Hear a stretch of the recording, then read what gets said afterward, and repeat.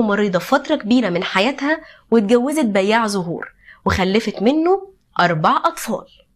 ولما كملت 32 سنة أصيبت بمرض اسمه ضخامة الأطراف، والمرض ده بيغير ملامح الوش تماما وبيخلي الأطراف متضخمة وبيخلي الملامح للأسف مشوهة. وبعد 11 سنة من جوازها جوزها مات واتطردت من الشغل بسبب مرضها، فكان لازم إن هي تشوف طريقة علشان تصرف بيها على العيال.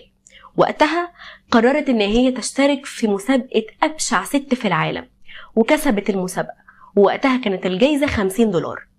السيرك لما شافها عرض عليها انها تشتغل معاهم، وللأسف الشديد وافقت بسبب حوجتها الشديدة جدا للفلوس.